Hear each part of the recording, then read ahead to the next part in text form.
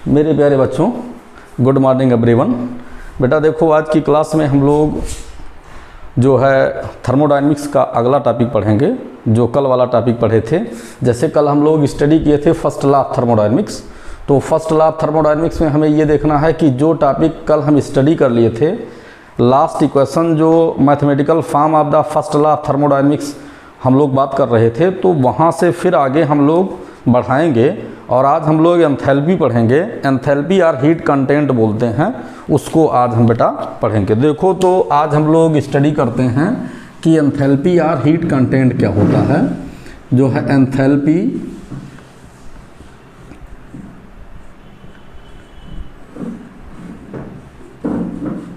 Enthalpy change are and heat content.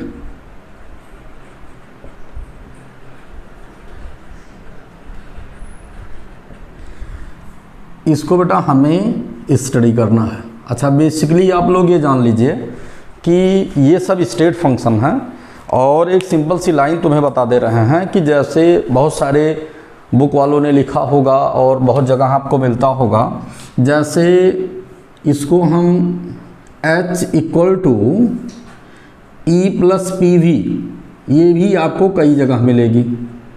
ये enthalpy question है, तो इससे आपको कोई डाउट नहीं होना चाहिए। H जो है ये एंथैल्पी है, E इंटरनल एनर्जी, ये प्रेशर है, ये वॉल्यूम है। अच्छा, दूसरा एक इक्वेशन बेटा ये लिखा जाता है H equal to U plus P V. ये नॉर्मल एंथैल्पी की बात हम कर रहे हैं। तो यहाँ पर दोनों में डिफरेंस क्या है? केवल डिफरेंस इतना सा है कि जो अगर हम इंटरनल एनर्जी की बात करते हैं, इंटरनल एनर्जी,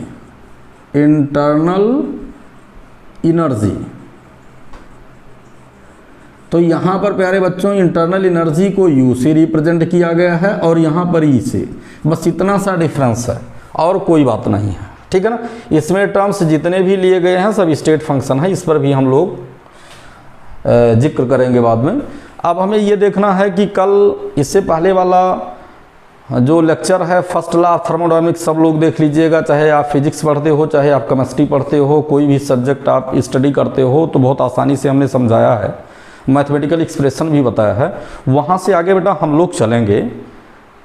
अगर जो बच्चे कल वाला लेक्चर नहीं लिए हैं उनको ये बहुत समझ में नहीं आएगा, इसलिए हमें आप लोगों से ये कहना है कि कल वाला लेक्चर अगर देख लोगे तो एक सीक्वेंस में है। ये एक समझ लीजिए कि एक चेन रिएक्शन है। जैसे चेन रिएक्शन हम लोग पढ़ते हैं कि एक दूसरे से टर्म्स जुड़े होते हैं, वैसे यहाँ भी टर्म्स जुड़े हैं एक दूसरे से। तो फर्स्ट लॉ ऑफ थर्मोडायनेमिक्स आपको पढ़ना मस्ट है बेटा, क्योंकि पूरे थर्मोडायनेमिक्स में फर्स्ट लॉ ऑफ थर्मोडायनेमिक्स की बड़ी एप्लीकेबिलिटी है। और अच्छा, वहाँ हमने दो इक्वेशन को हमने टू टाइप से लिख दिया है, एक वर्क ऑन एक्सपेंशन पर और दूसरा कॉन्ट्रैक्शन पर, दोनों हमने रिप्रेजेंट किया है। तो वहाँ पर साइन की लास्ट इक्वेशन में थर्ड और फोर्थ में देखिए साइन चेंज कर दिया गया। तो तुम्हें ये कभी डाउट नहीं रखना है कि वहाँ माइनस था तो यहाँ प्लस कैसे आ गया, ठीक है ना। तो यहाँ पर अब हम देखते हैं बेटा इंटरनल एनर्जी इक्वेशन कल हम लोग पढ़े थे। अब इंटरनल एनर्जी जो चेंजिंग की बात हम लोग कल किए थे बेटा, तो वो हम लोग क्या पढ़े थे, delta U equal to Q minus P into delta V की स्टडी किए थे, ध्यान दीजिएगा। इसी को हम लोग पढ़े थे। इसके बाद बेटा फिर क्या है, इसको हम रीअरेंज कर देते हैं। तो रीअरेंज करने पर बेटा इसको हम करते हैं क्या, ये यहाँ पर हम ये लिखते हैं, ऐसे हम लिख देते हैं। देखिए, from first law of thermodynamics,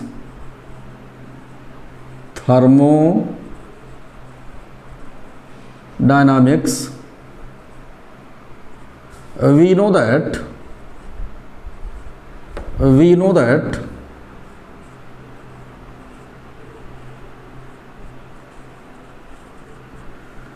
ये बेटा क्या लिखते हैं हम, डेल्टा यू, कल के इक्वेशन को हम लोग स्टडी किए थे, तो वहाँ पर देखिए लास्ट इक्वेशन हम जो लिखे थे उस पर हम कर रहे हैं, डायरेक्ट हम क्यू के फॉर्म में ही रीअरेंज करके लिख रहे हैं। तो ये हो जाएगा Q equal to delta U plus P into delta V. ठीक है, work done on the system की बातें हम लोग कर रहे हैं। एट कांस्टेंट प्रेशर, रिप्रेजेंटेशन को चेंज कर देते हैं केवल बस, एट कांस्टेंट प्रेशर द, इसको इक्वेशन नंबर फर्स्ट मान लेते हैं, द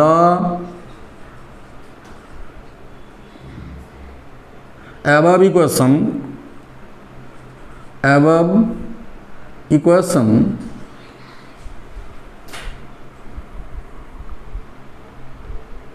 आर हो क्या जाएगा बेटा, इसको हम रिप्रेजेंट करेंगे Q P equal to delta U plus P into delta V represent कर देते हैं। इसको इक्वेशन नंबर सेकंड मानते हैं। देखिए ऊपर का केवल हमने कांस्टेंट प्रेशर को रिप्रेजेंट कर दिए हैं, जहां पर हम delta U are known as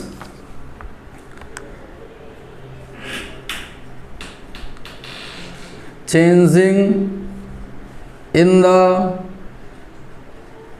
internal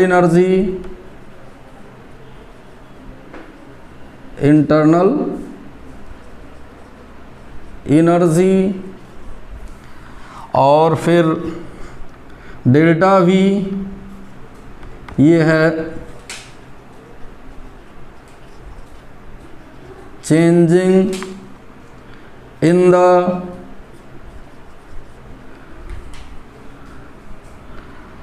volume at constant pressure, और क्यूपी हीट कंटेंट एट, या इसको लिख सकते हैं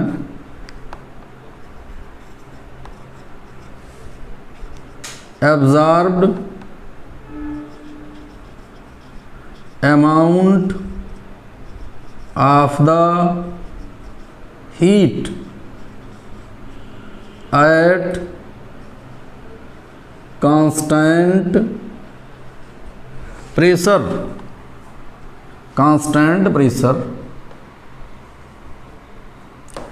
अब बेटा देखिए जो ये चेंजिंग है, इंटरनल एनर्जी की जो चेंजिंग है, इससे पहले वाला लेक्चर देख लीजिएगा ना, इसमें कुछ समझ में नहीं आएगा। बहुत बच्चे तो साइन पर ही, तो work done on the system already positive symbol से रिप्रेजेंट करते हैं बेटा, work done by the system already negative symbol से रिप्रेजेंट करते हैं। ठीक है, तो ये सारी चीज़ों को आपको जानना मस्ट है। अब देखो व्हेयर डेल्टा यू, तो where delta U equal to U2 minus U1 हम जानते हैं, and delta V equal to ये होता है V2 माइनस V1। इसको हम इक्वेशन नंबर थर्ड मान लेते हैं और इसको इक्वेशन नंबर 4 मान लेते हैं बेटा। ये देखते हैं, फिर हम देखते हैं आगे बेटा क्या देखते हैं। आगे हमें ये देखना है कि अगर हम V2 V1 को यहाँ पर रीअरेंज करेंगे, लेकिन उससे पहले हमें ये जानना चाहिए कि जो एंथैल्पी की वैल्यू होती है बेटा, वो एंथैल्पी की वैल्यू ऑलरेडी हम देखते क्या हैं, वो एंथैल्पी की वैल्यू हमें मालूम होना चाहिए। हमने लिखा क्या है, H equal to E plus P V और H equal to U plus P V, ये होता है। हमें ये मालूम होना चाहिए कि H equal to U plus P V value वैल्यू होती है। ठीक है ना। अब इसको हम पुट कर देते हैं इक्वेशन नंबर सेकंड में। ठीक, तो putting the equation number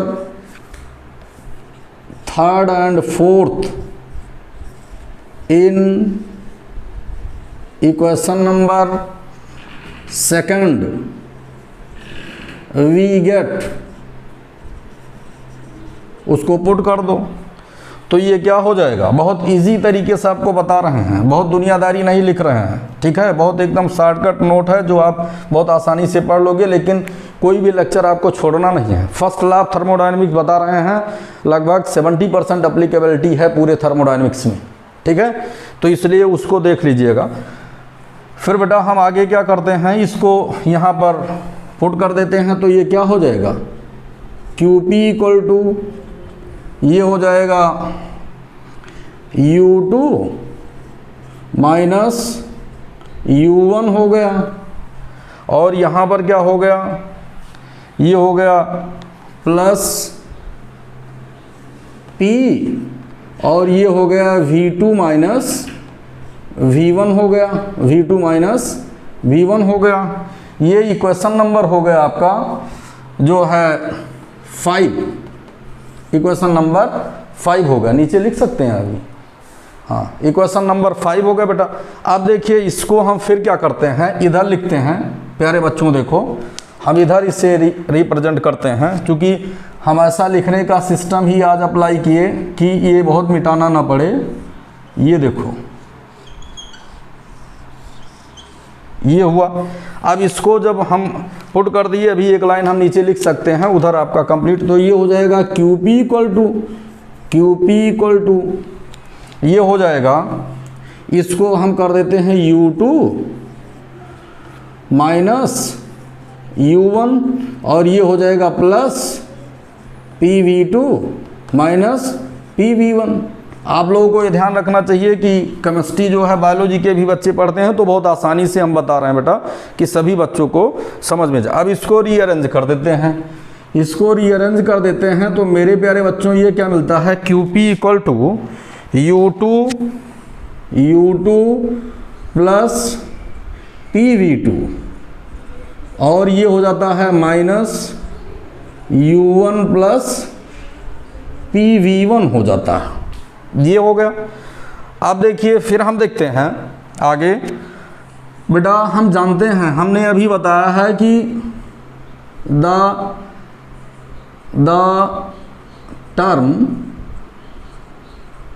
term enthalpy H में be डिफाइंड एज, कैसे डिफाइन करते हैं, H equal to U plus PV। Means क्या हुआ, इसको हम क्या डिफाइन कर सकते हैं, इसको इक्वेशन नंबर हम मान लेते हैं जो है 6 मान लेते हैं। अब देखो बेटा इसको हम क्या करते हैं, the enthalpy of the system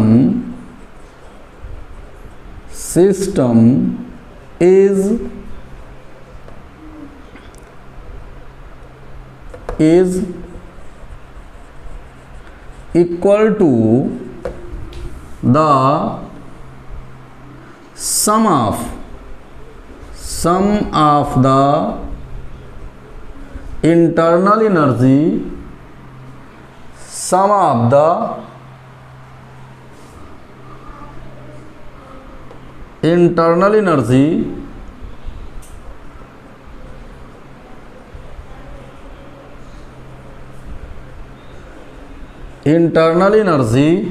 sum of the internal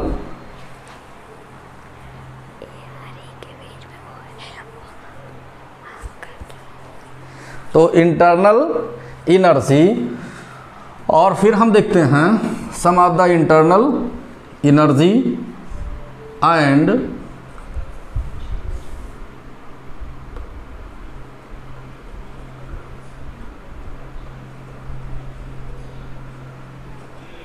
multiplication of P V, इसको हम जानते हैं बेटा, ठीक है।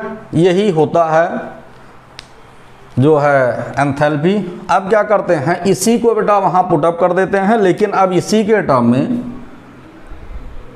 Hence the enthalpy change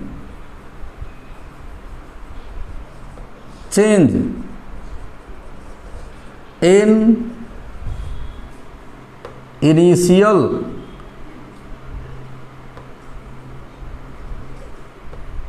initial and final state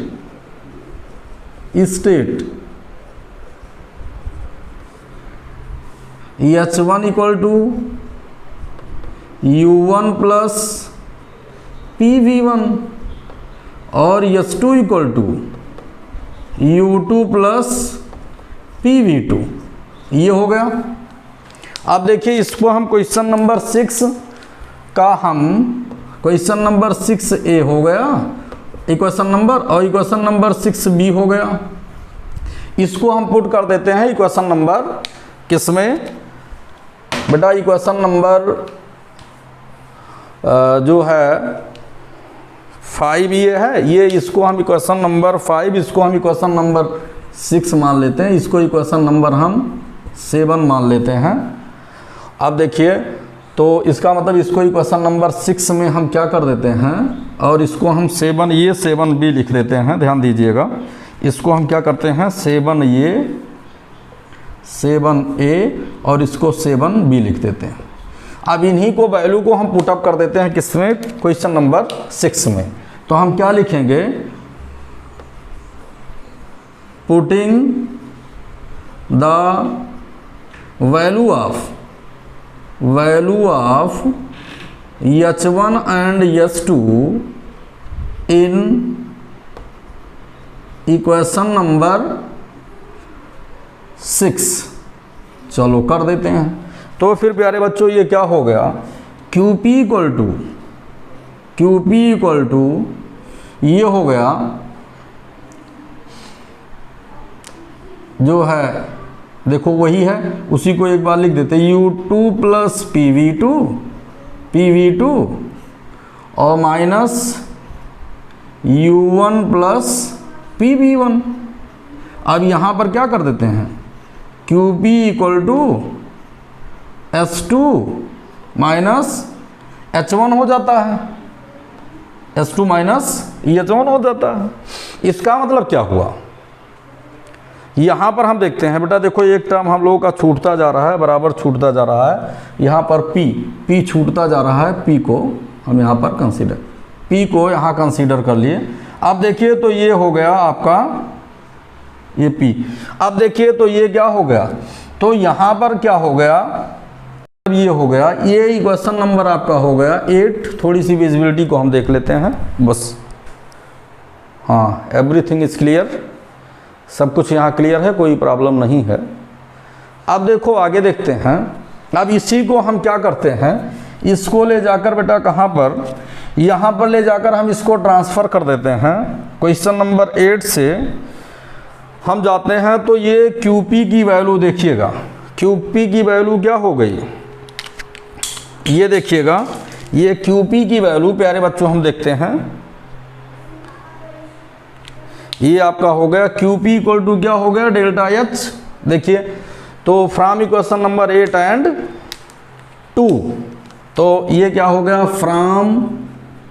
from equation number 8 and 2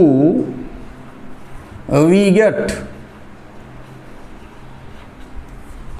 तो फिर ये क्या हो जाएगा, डेल्टा H इक्वल टू क्या होगा, delta H equal to delta U plus P into delta V।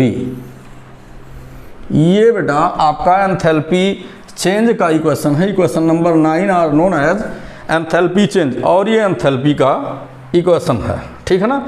अच्छा, इसमें जो ये सबके सब ये जितने टर्म्स यूज हुए हैं, ये सभी टर्म्स क्या हैं? ये सब स्टेट फंक्शन है। स्टेट फंक्शन, ये भी स्टेट फंक्शन है, ये भी स्टेट फंक्शन है, ये भी स्टेट फंक्शन है, ये भी स्टेट फंक्शन है। तो इसका मतलब क्या है कि जब सबके सब स्टेट फंक्शन है तो उसका एडिशन प्रोडक्ट भी स्टेट फंक्शन है। यहाँ पर जो हमने लिखा है, अब देखना क्या है कि ये equation number 9 enthalpy change equation है, इसको लिख लीजिए, उसके बाद फिर हम आगे बताते हैं। प्यारे बच्चों, ये आपका हो गया।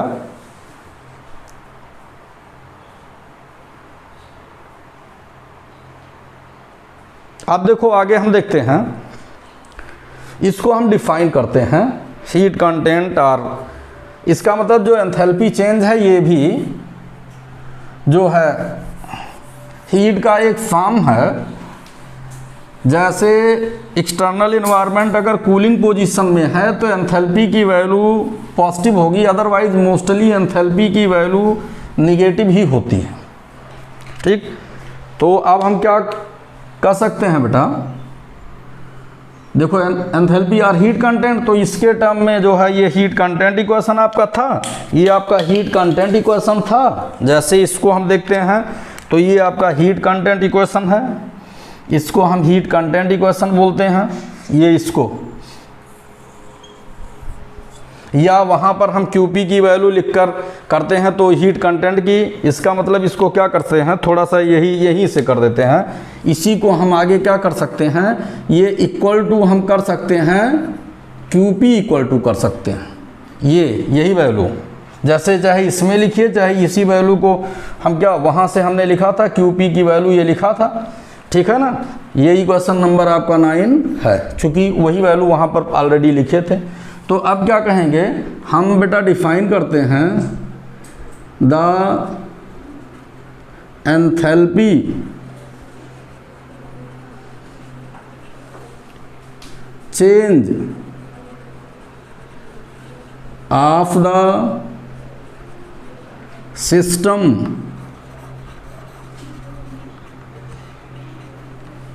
may be defined as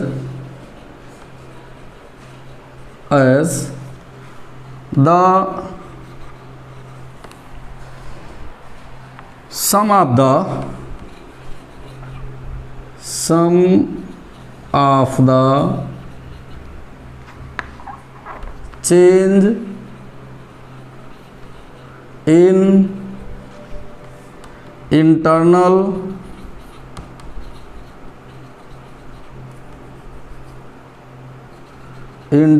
energy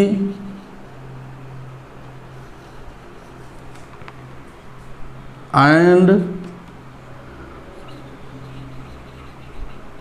volume at constant pressure